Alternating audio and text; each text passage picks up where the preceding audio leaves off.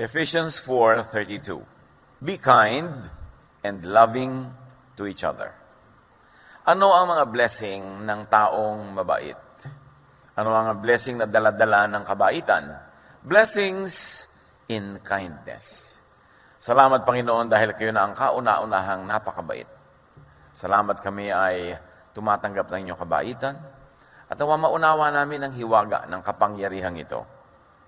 At di man namin lubos na maintindihan, maging totoo sa amin ang kapangyarihan ito at maging daluyan kami ng iyong kabaitan tungo sa aming kapwa.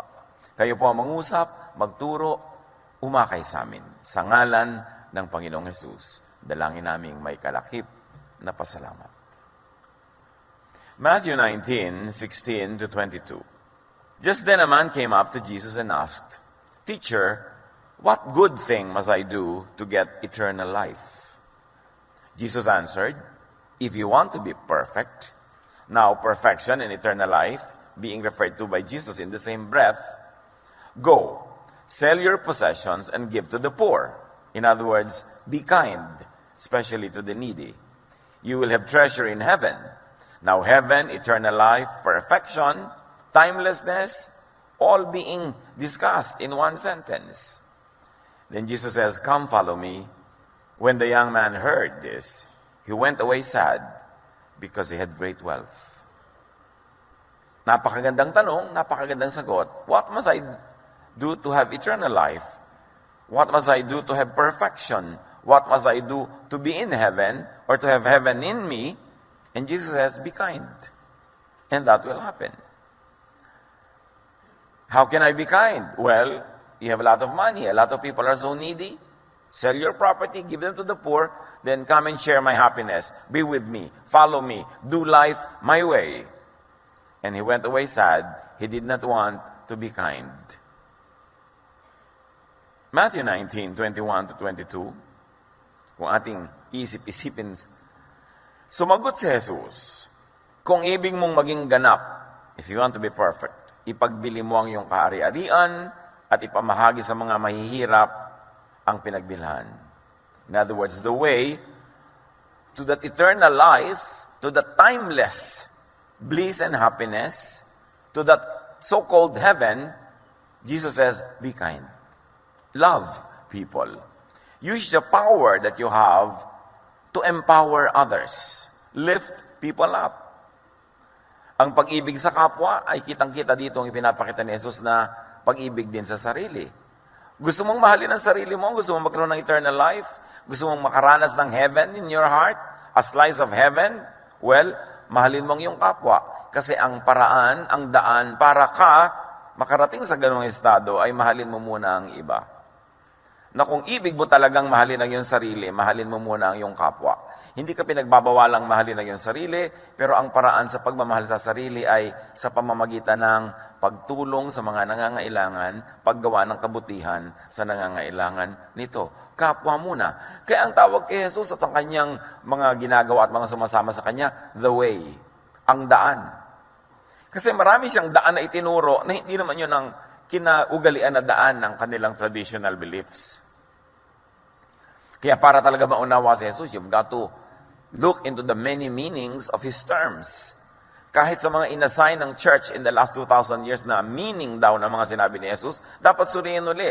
Kasi maraming nalilingid, natatago na kahulugan pag ipinako mo lang yung sarili sa isang nakaugaliang pagpapakahulugan. Katulad ng kahulugan ng perfection, ng eternal life, ng heaven. Laging iniisip na iba, yung heaven ay may mga ulap sa kabilang buhay. Well, most of the time, Jesus is referring to another slice of heaven, that which is in your heart. That is peace of mind, that is bliss, that is inner joy, peace that transcends understanding. Isa yan sa mga pakahulugan ni Jesus sa tinatawag na heaven, na hindi mo kailangan mamatay para makapunta ka doon. Sa buhay pa lang na ito ay maaari mo nang makamit. And He shows us the way to that heaven. That's why Jesus is called the way, the truth, the life. So para sa kanya, perfection, which the man was referring to as eternal life, is in being kind to the needy. At sabi ni Jesus, magkakaroon ka ng kayamanan sa langit. langit na naman dito, the kingdom of God. Hindi lamang yung pupuntahan mo pag namatay ka na, kundi yung the kingdom of God in and within you. Yung hindi mo kailangang puntahan sa ibang lugar kasi dala-dala mo nasa iyong puso. Luke 17:21, Jesus says, people will not say, look, God's kingdom is here. Or, there it is. No. God's kingdom is here with you. In other words, God's kingdom is inside you. Yun ang sabi ni Jesus. And the way to the kingdom in you, the way to you is through others. The way to the kingdom of God is by being kind to others. Although that is not the only way. Pero si Jesus, marami siyang itinuturo na ways how to get to that longed for ideal heaven that people are always equating to the physical place where they go after you die. Pero sabi niya, no, be kind and you will experience heaven. You will experience timeless life, eternal life, na kahit maigsi, kahit sandali, kahit saglit, but it is timeless. It cannot be measured. So, it is like forever. At yung langit na yon is in your heart, in your mind. Therefore, yung langit na yan ay spirit, feelings. At paano ka nagiging mayaman? Sabi, you will be rich in heaven, you will have a lot of reward in heaven. Feeling rich at heart is wealth. Yung sa puso mo, nararamdaman mo ang yaman-yaman mo. At yung yaman na yon, hindi yun yung material things. Yung yaman na naidudulot ng paggawa ng mabuti. Na ang gumagawa ng mabuti, hindi ka man suklian materially, yung ligayang nadama mo habang ginawa mo yun, naalala mo yun, yun ay yaman, yun ay heaven, yun ay eternal life in another format. Magkakaroon ng kayamanan sa langit, nang ibig sabihin ni Jesus ay sa puso mo. Hindi dinedeny na may langit doon sa kabila, pero sasabi, maraming langit. Maraming eternal life na pwedeng ma-enjoy. Maraming paradise. And one way to that is by being good to others. True wealth is in the heart. True wealth is in feelings. In the good feelings caused by being kind to others. Kayo na mga gumagawa ng mabuti sa kapwa, alam nyo yung ligaya na yon. Yung nakagawa ka ng mabuti, ang saya-saya-saya mo, langit yon. Huwag na kayo mag-antay na mamatay para maramdaman yung langit. Kaya napakaraming mga langit na pwedeng maranasan. Pero ang sabi ni Jesus, the way is kindness. Sabi ni Jesus, sige, ibenta mo yung mga ari-arian, ibigay mo sa mahihirap, at yung mga hindi mo pa naramdaman before, kasi hindi mo pa ginawa yan before, mararamdaman mo, malalaman mo ibig sabihin ng heavenly feeling. Pagkatapos niyan, bumalik ka at sumunod ka sa akin. Makakasunod ka kasi alam mo na yung feeling eh. You will go where I am because you have taken the way that I take, and it is the way of love. It is the way of kindness. Hindi ka pwedeng sumunod sa akin kung physical lang ang pagsunod mo. Pupunta ka sa pupuntahan ko, gagawin mo ang ginagawa ko, pero hindi mo naman nararamdaman yung nararamdaman ko. Kailangan, doon tayo magkaisa sa nararamdaman. At mararamdaman mo lang yung nararamdaman ko. You will have my heaven in your heart if you do it my way. And this is, be kind. Nandun ang sikreto. Matthew 25:21. The master has answered, doon sa kinalugdan niya na manggagawa, you did right. You are a good servant who can be trusted.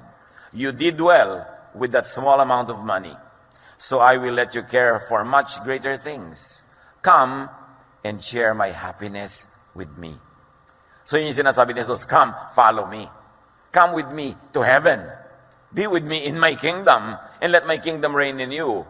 That happiness will be yours. And the way is through kindness. Follow me.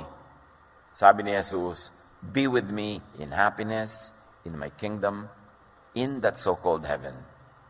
Follow means I will reign in your heart. And your heart will be my kingdom. Your heart will be heaven within you. Kaya sabi niya, the kingdom of God is within you. Nasa puso. Kailangan nararamdaman mo. Kasi ramdam pag nagahari sa iyo ang Diyos. At sa pagpapatuloy ni Jesus, at sa kwentong ito, narinig ng mayaman yung sinabi ni Jesus, nalungkot. Pagkarinig nito, malungkot na umalis ang binata sapagkat siya'y napakayaman. So you see, malungkot is negative feelings. Ang sinasabi ni Jesus, come and share my happiness, that's positive feelings. And what makes the difference between negative and positive feelings is your willingness in your actual deed to be kind. So malungkot siya, negative feelings, kabaligtaran ng positive feelings or happiness, meaning ang malungkot means non-heaven, and it could be hell. So you can have heaven, you can have hell in this life as well. You don't have to wait to die. Kasi pag malungkot ka, hell yun. Pag masaya ka, heaven yun. At sinabi ni Jesus, maraming kasiyahan, maraming daan para sumaya, at isa ang tinuturo ko sa yung pinaka-epektibong paraan para magkaroon ka ng langit sa iyong puso. Gumawa ka ng mabuti, maging mabuti ka at mabait sa kapwa. Pero nalungkot siya kasi ayaw niya mag-share. Mas mahal niya ang kayamanan higit sa kapwa-tao, which means mas mahal niya ang kayamanan kaysa kanyang sarili, kasi ang sabi, mahalin mo ang iyong kapwa tulad ng pagmamahal mo sa iyong sarili. So kung hindi mo mahal ang iyong kapwa, ang totoo nun, hindi mo rin mahal ang iyong sarili. Sa pag-maintain mo ng kayamanan, akala mo minamahal mo ang sarili mo? No. Kasi yun ang naging hadlang para ka nga sumaya, edi hindi pala. Mas mahal niya ang kanyang sarili higit sa langit, higit sa Diyos, higit kay Jesus. Therefore, hindi totoong ibig niyang sumunod kay Jesus. Yung maiksing kwento na yun, pag inanalyze mo, sabi niya, Master, gusto ko pong sumunod sa inyo. Talaga? O sige, my way is the way of kindness. You want to take it my way? Do it my way, then be kind. How can I be kind? Well, give your money to the needy kasi they are very needy. Not that pag susunod ka kay Jesus, gusto niya maubos ang kayamanan mo rin. No. Alam kasi ni Jesus na ang hadlang sa taong ito, yung pag-ibig niya sa kayamanan niya. Kaya hindi niya maibig ang kapwa at ang lingid sa kanya, hindi rin niya maibig ang kanyang sarili dahil ang first love niya, pera. Marami mga tao, mga kapatid, ang pag-first love, pera, pati sarili, hindi mamahalan tama. Lumilikha ng mga kaaway para lang sa pera. Mahal mo ba yung sarili mo? Lumilikha ka ng kaaway?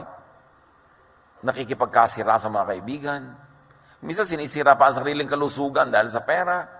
Inilalagay at sinusuong ang sarili sa panganib dahil sa pera. Di pera mahal mo, hindi ang sarili mo. Kaya sabi ni Jesus, linawin mo muna yan. Kung talagang gusto mo sumunod sa akin, magkalinawan. Kailangan, hindi pera ang number one mong love. Love for others means putting others first. 1 Corinthians 10:33, tularan ninyo ang ginagawa ko, sabi ni Pablo. Sinisikap kong mabigyan kasiyahan ang lahat ng tao sa bawat ginagawa ko.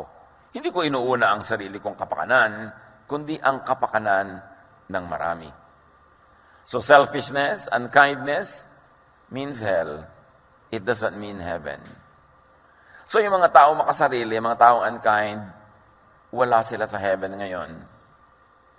Kahit kiniklaim nila na pupunta sila sa heaven in the future because of some religious affiliation or something they did in their lives. Pero ngayon, pagka ikay makasarili at hindi ka mabait, kahit linlangin mo yung sarili, hindi ka masaya. Ano ang mga blessings in, of, and for kindness? Ano ang blessing para sa mabait? Ano ang blessing ng kabaitan? Ano ang blessing na dinadala ng kabaitan? Kindness is easy and easier for the brain. Interestingly, there has been a lot of scientific studies on the brain and on the emotions and the lifestyles of people. At marami ng findings ang siyensya, and one of that is mas madali maluwag ang isip ng taong mabait. Mas madaling dalhin ng isip ang kabaitan kaysa yung kabaligtaran nito. Why? Because humans are social beings. And we succeed more easily by cooperating with others. Kahit nga, di ba, yung mga hunter dogs, pag nag-hunt sila, sama-sama para sila magtagumpay. Even lions, when they hunt, sama-sama sila para magtagumpay. Ang mga isda, ang dami nila nagsasama-sama para pag may kumain sa 10, may buhay pang 20 para magtagumpay yung species nila. Laging ang tagumpay sa cooperation. And cooperation, for it to happen, needs interconnection. At sa interconnection, makakasali ka lang sa interconnectivity ng mga kapwa mo kung ikay mabait. Mapupwera ka pagka hindi ka mabait, pag ayaw nila sa'yo, pag galit sila sa'yo, mas maloob nila sa'yo, puwera ka. That's why kindness is hardwired into our brains. Studies of the brain, studies of the mind have discovered that really the mind is designed for kindness. That the mind is more at peace, it is more rested, it is happier when it is doing acts of kindness. And it has been found out that it takes more effort for our brains to be unkind than to be kind. Obserbahan niyo mga kapatid, talaga naman nakakapagod yung maging selfish. Nakakatanda, nakaka-stress. Bakit? Selfishness makes the brain consider and analyze a lot more things. Selfishness makes the brain work harder or hard. Yung pag selfish ka, iniisip mo, paano ko kaya maiisahan itong mga taong ito? Paano ko kaya iiwasan itong utang? Paano kaya ako tataka sa mga mamamas ko? Paano kaya ako makakalamang? Paano kaya ako magbumukha-mukhang mahirap para walang lumapit sa akin at magpatulong? Paano ko kaya masosolo tong isang ro ng silya na ito? Paano ko kaya makukuha ang gusto kong kuhanan? Selfishness makes you work so hard. Pagod ang utak ng makasarili. Selfishness is stressful. Nakakatanda.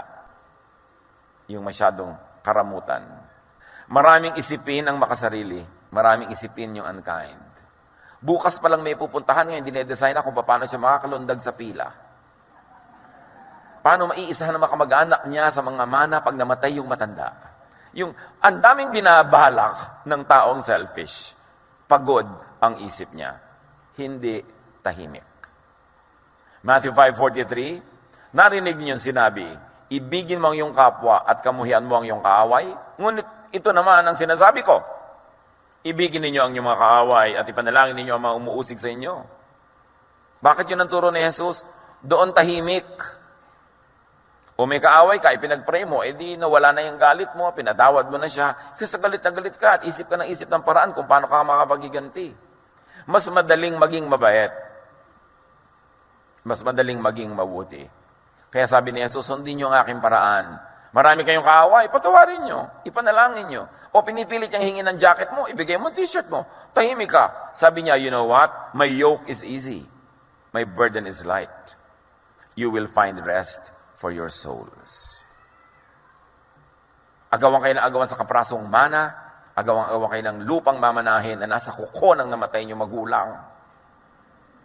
Nag-aaway-away, generational gulo para sa kaprasong bagay. So niyo, alam niyo, ibigay niyo, magpatawad kayo, panalangin niyo sila, ang beneficiary nun kayo, kasi matatahimik kayo eh. Unsociable individuals are disadvantaged. Why? Because struggle is a fact of life. And sociability and cooperation are equally important. Kaya yung kindness, altruism, yung talagang unreserved goodness to others is present in nature, even in animals and plants. Ang tawag ng mga biologists dyan, survival of the selfless. It helps the group to survive and to win. Kaya hayop, kaya halaman. Alam niyo mga halaman, pag nasa gubat kayo o maraming puno, tumingala kayo sa taas, makikita niyo ang mga dahon nila hindi nagpapatong-patong. Meron silang ino-observe na mga boundaries.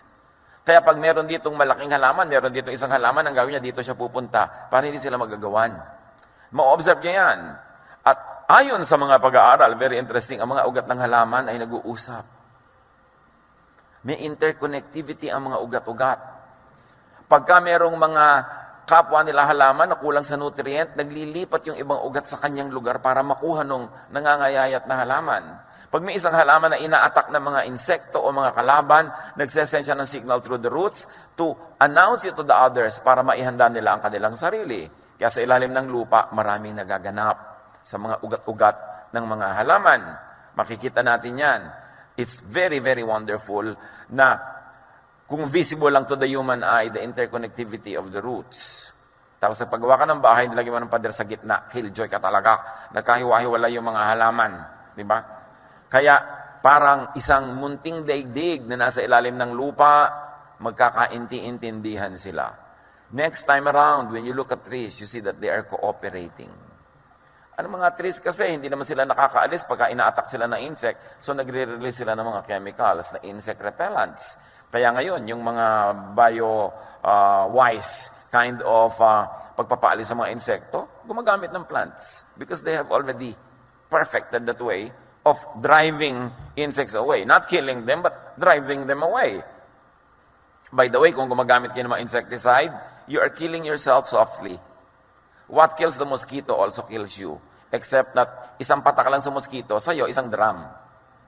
Dahil hindi ka nakakalanghap ng isang drum, hindi ka namamatay agad. Pero over time, naiipon sa katawan mo, may effect yun. Don't kill insects. Just drive them away. Especially with insect repellent sa mga halaman. Kasi what kills them kills you. Pareho lang kayong humihinga ng oxygen. Importante isipin natin yan. Ephesians 4:25-28. Dahil dito, itakwil na natin ang pagsisinungaling. Tayong lahat ay magsabi ng totoo sa isa't isa. Sapagkat tayo ay bahagi ng isang katawan. Kung magagalit man kayo, iwasan ninyo na kayo'y magkasala. Huwag ninyong hayaang lumubog ang araw, nagalit pa rin kayo. Huwag ninyong bigyan ng pagkakataon ng dyablo. Ang magnanakaw ay huwag nang magnakaw. Sa halip, maghanap siya ng marangal na ikabubuhay para makatulong sa mga nangangailangan. Ano ang diwa at puso ng katuruan na ito? Cooperate with people. Be likable. Be trustworthy. Huwag kang magsinungaling. Kasi next time, pagka nagsasabi ka, hindi ka na paniniwalaan, wala nang tutulong sa'yo, lugi ka na. Because you thrive in cooperation.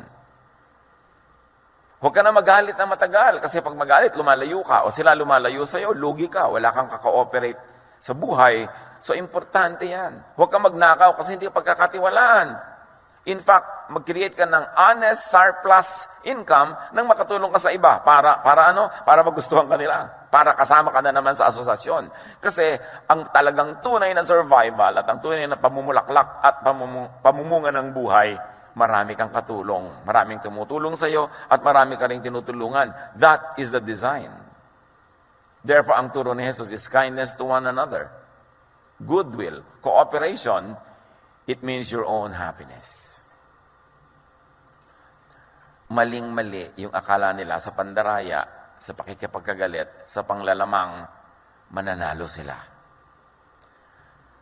Maiksing panahon lang yung panalo na yon. Pero may balik yon at mas disadvantageous para sa'yo. Kaya ang tunay na pagmamahal sa sarili, mahalin mo ang sarili mo through and by loving others first. Pag namahal mo na sila, babalik sa iyo yung pagmamahal na yon. Isusukli nila sa iyo, hindi man sila ang direct na magsukli nun, the universe runs in perfect balance, it will go back to you. Pero yung pagmamahal na ayaw mo nang ibigay sa kanya para bumalik sa iyo, yung pagmamahal mo, tinitiyak mo sa iyo lang, akin lang, hindi ko aalisin. In this kind of arrangement, you lose what you keep. Because in the world of love, you keep only what you give away. And you lose what you selfishly try to keep for yourself. Yan ang mga kabalintunaan ng buhay. Ano pa ang benefit ng kindness? Blessing ng kindness? Kindness is healthful for the brain. Needless to say again. Researchers have studied people who donated a kidney to a complete stranger. Alam nyo ba na may mga tao na yung isang kidney nila, sa dalawang kidney only na meron sila, merong mga nagbibigay niyan to complete strangers. At sinundan sila ng mga pag-aaral, ano ang mga findings, extreme altruist brain structure differed from a normal person's. Yung sobrang bait, extreme ng bait, iba ang itsura ng brain niya sa mga karaniwang tao lamang. Extremely kind people, yung brain nila are opposite of what a psychopath's brain look like. And yun, a psychopath, one of the definitions ng psychopath, people who have less or no compassion. Yung psychopath. Yung taong mababait, gumagawa ng mga kabutihan at kabaitan, ibang-iba ang shape ng brain nila, ibang-iba ang structure, ibang-iba ang pagkakabuo ng brain nila kaysa sa mga taong psychopath or walang pagmamahal, walang compassion, walang alalahanin tungkol sa iba. Kaya ang sabi ng Romans 12:2, do not conform to the pattern of this world, but be transformed by the renewing of your mind. Then you will be able to test and approve what God's will is, His good, pleasing, and perfect will. In other words, baguhin ang buong buhay, baguhin ang pag-iisip. Kaiisip mo ng kabaitan, yung shape ng brain mo naiiba, nagiging shape ng mabait na brain.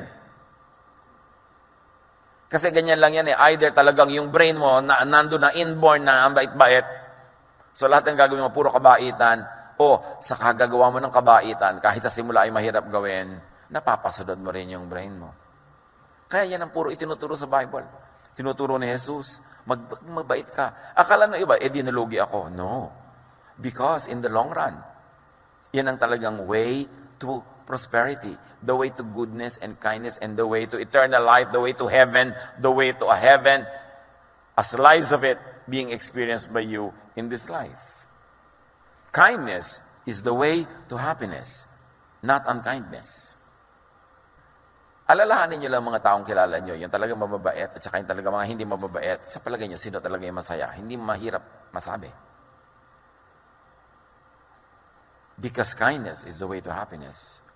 Again, studies have shown that unkindness creates fluctuating happiness. Sa mga sinusundan ng mga tao at pinag-aaralan ng kanilang ginagawa at nagiging bunga sa kanilang emosyon, yung mga unkind, yung mga cruel, nagkakaroon din yan ng happiness. Yung mga distorted pleasure. Pero sandali lang.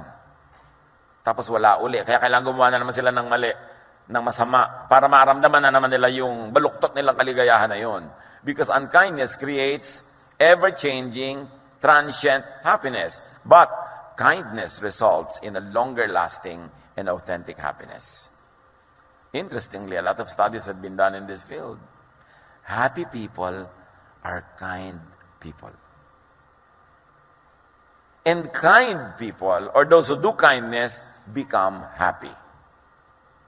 Kahit sa simula, plastic ka pa lang sa kabaitan mo. Kauulit-ulit mo yan ang naging habit mo, naging yun na ang shape ng brain mo, nagiging totoo na ang iyong kaligayahan. Kaya sanayan yan eh. Dapat sanayan ang sarili sa paggawa ng mabuti, ng mabait, kaysa sa paggawa ng kabaligtaran nun. James 3:16, sapagkat saan man nagahari ang inggit at makasariling hangarin, maghahari din doon ang kaguluhan at lahat ng uri ng masamang gawa. So pag inggit ka, makasarili, selfish, mapanira, ang kasunod nun gulo. Parami ng paraming mga kasamaan, ipinunla mo kasi ay kasamaan. Philippians 2:1-4, do nothing out of selfish ambition or vain conceit. Why? Because it will isolate you from people. Rather, in humility, value others above yourselves. Why? You will be liked. And you will be included in the web. And you will be a winner. Together with everyone else. Not looking to your own interest, but each of you to the interest of others. Cooperation. Because in life, it is a cooperative that will flourish. Kaya baligtad yung mga itinuturo sa mga bata ngayon, be competitive, be competitive. Dapat lagi ikaw manalo, dapat lagi ikaw manalo. You will isolate them from their friends, from their classmates. You will isolate them from their cousins. Pag laging gusto nyo, sila yung winner. And nobody likes the winner. Especially the losers, they hate the winners. Kaya dapat ang tinuturo natin sa mga bata, cooperate. Be friendly. Hindi yung sarili mo lang, sarili mo lang. Kindness always wins. Kindness never goes unpaid. Akala lang natin, lugi ka pag mabait ka. No, because the universe has one basic rule, balance. Lahat ng negative, tutumbasan ng positive. Lahat ng positive, natutumbasan ng negative. Balance ang bunga niyan. And I don't mean negative in the negative way. Laging may balance. So pag nagbigay ka, may tatanggapin ka. O kaya nagbigay ka kasi nauna ka nang nakatanggap eh. Pag tumigil ka ng pagbibigay, tanggap ka ng tanggap, titigil din yung pagdating sa'yo kasi walang balance. So kung gusto mo yung tinatanggap mo, dating ng dating, bigay ka rin ng bigay para yung balance tuloy-tuloy, may flow. Ngayon, bigay ka ng bigay, nauubos ka na. No, because a vacuum will always attract something. So kabibigay mo, nauubos ka, babalik kaya ng universe. Kindness never goes unpaid. Kindness is rewarded with an overall health, physical health, and then emotional and social goodwill, peace of mind, health of the mind, which is really wealth. Paikot-ikot siya. May relasyon. People who volunteer to help others, according to studies, lose weight. Baka biglang maraming mag-volunteer. People who volunteer to help others have lower cholesterol levels, lower blood pressure, lower incidences of heart problems. In fact, according to studies, people who volunteer to help others live longer. Of course, unless countered by other factors. No? May mga ibang factor na pwede mag-change ng equation na yun. But all things being equal, yun ang point. All things being equal, yung mabait, matulungin, they lose weight, they have lower cholesterol levels, they are happier, they live longer. Siyempre, gusto ng Diyos yung mababait, humaba buhay. Baligtad yung sinasabi nila, ay, masamang damo, mahaba buhay. No! Ang talagang humahaba ang buhay, yung maraming pag-ibig, yung maraming kabaitan, yung marunong magpatawad. Kasi lahat ng negative feelings na yan will kill your body.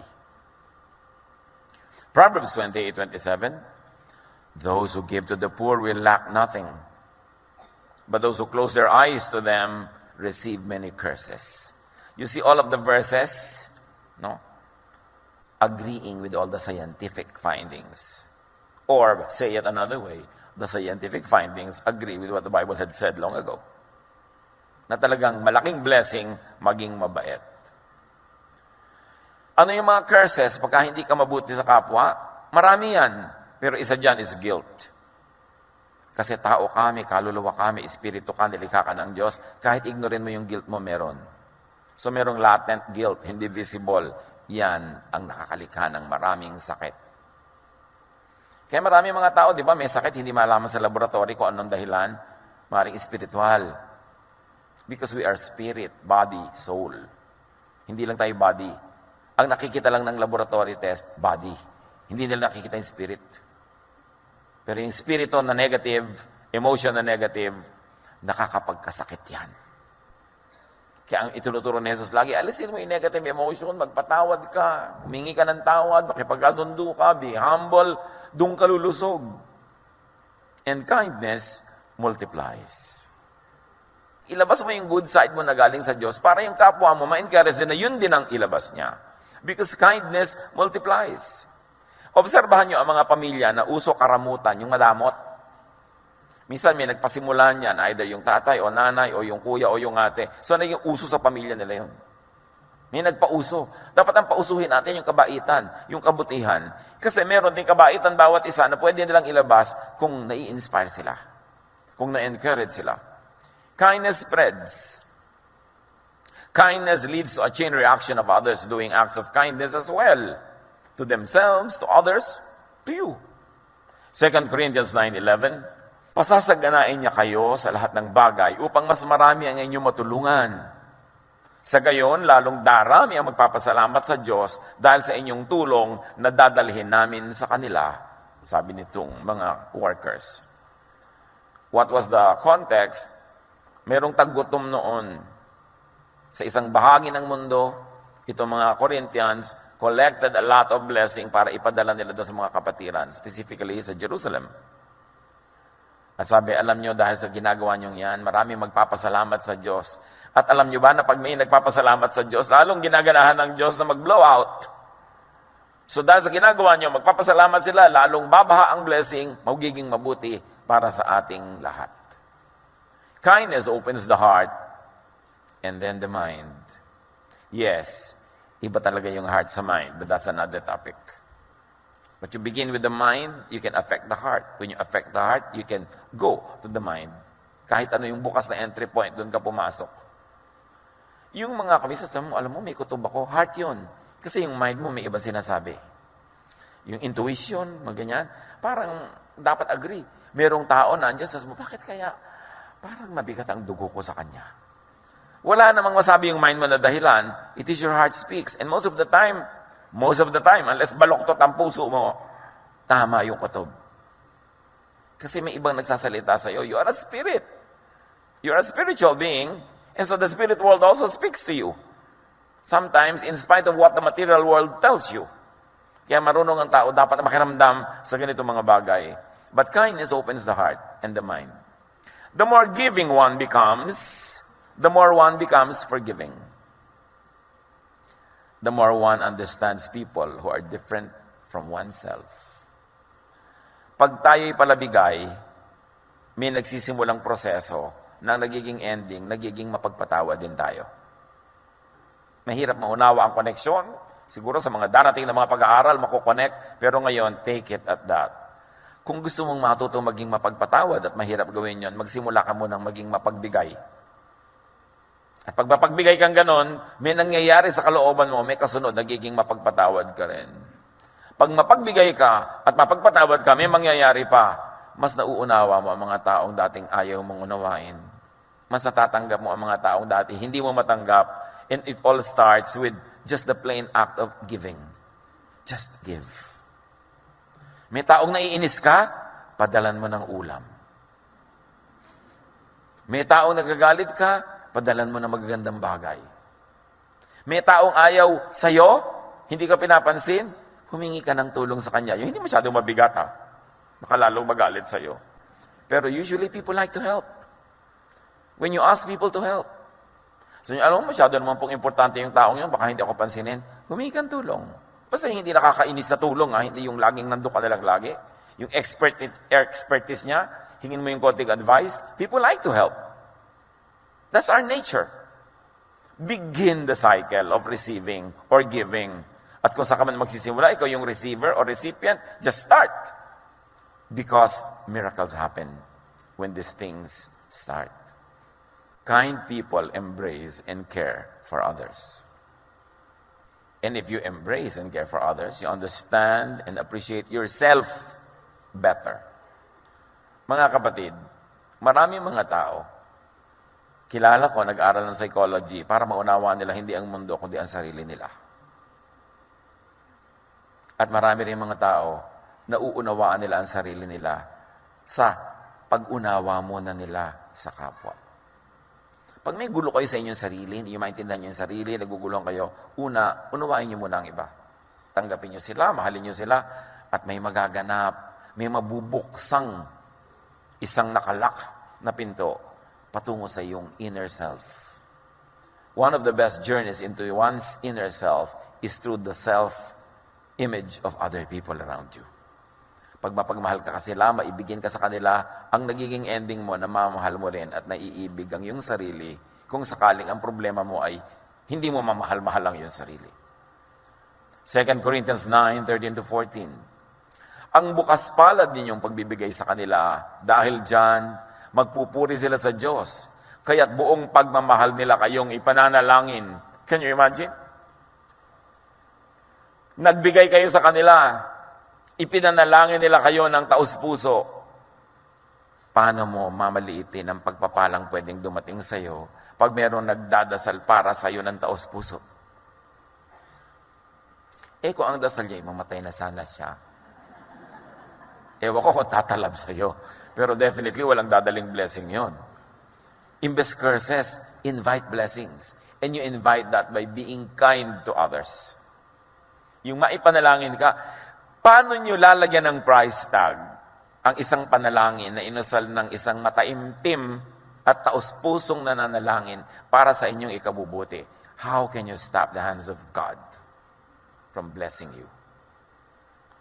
Paano kayo makaka-induce ng isang panalangin na taos-puso sa paggawa ng mabuti sa kapwa? So, be kinder. Kind na naman tayo di ba? Be kinder. Nicer. Gentler. At isa niyan, at isa lang ang isasuggest ko na ngayon na paraan na gagawin nating totoo sa buhay ang yung be kinder, learn to ignore and to overlook an offense. Yung nagalit tayo, na-insulto tayo, may nadinig tayo hindi maganda, nasaktan ang ating loob, pag-aralan nating palampasin. Kasi marami tayong unkindnesses na ginagawa. Pag pinatulan natin yung mga offenses, perceived or real, pag pinatulan natin, nagiging halimaw tayo. Dapat sinasabi nila natin, hayain na. Sige, na-offend ako sa'yo, hayain na. Hindi mo ko pinansin, hayain na. Mas relax ka. Proverbs 19:11, ang kahinahunan ay nagpapakilala ng katalinuhan. ang pagpapatawad sa masamang ginawa sa kanya ay kanyang karangalan. So pagka pala mahinahon ka, matalino ka. So pagka hindi ka mahinahon, ikaw ay blank. At pag nagpapatawad ka, karangalan mo yon. Napakaganda nun. Don't get even. Huwag gumanti. Forgive an offense. Kung hanggang ngayon, daladala nyo pa sa puso nyo yung mga offenses na natanggap nyo, kung kani-kanino, bit-bit nyo pa, daladala nyo, pasan-pasan nyo, bitawan nyo na para kayo mapahinga. Karangalan na magpatawad. Katalinuhan na hindi pumatol. Colossians 3:13, bear with each other and forgive one another. If any of you has a grievance against someone, forgive as the Lord forgave you. What will it lead to? Restoration, unity, kindness, happiness. They are very interrelated. Do not return an offense. Huwag gumante. Do not take revenge. Isang malaking kahangalan na maghiganti. Tumabla. When you get even with people, it means you go down to their level. Pag pumatol ka, bababa ka sa kanilang kalagayan, pareho na lang kayo. So ano pa ngayon ang pagmamalaki mo? Pareho na lang kayo. Romans 12:17-18, do not repay anyone for evil. Be careful to do what is right in the eyes of everyone. If it is possible, as far as it depends on you, live at peace with everyone. Kind people bless others. Kind people are blessed by the Lord and by others. And blessed people are kind. It's a cycle. Turuan niyo po kami, Panginoon, kung paano gagawing totoong-totoo ito sa pang-araw-araw naming buhay, na kami maging mabuti at mabait. Mabuti sa isip, mabait sa gawa. Hindi lang sa isip, kundi may gawa. Turuan niyo kami, Lord, to start a cycle of goodness and kindness, of unity, of wholeness, cooperation, fruitfulness. At kung meron sa aming nakulong sa mga cycles of negative feelings, of anger, of revenge, give us that enlightenment so we can get out of it. At magsimula kami ng cycles of love, of goodness, of kindness. Mabuti para sa aming kapwa, mabuti rin para sa amin. Pagbulay-bulayan natin ito, mga kapatid, at isipin kung may dapat patawarin na, merong dapat ng kalimutan na, mga hinanakit at sama ng loob, kalimutan na, start afresh, be kind, and please the Lord. As we please the Lord, all the good intentions of heaven will come our way. Magbulay-bulay, mag-isip-isip sumandali.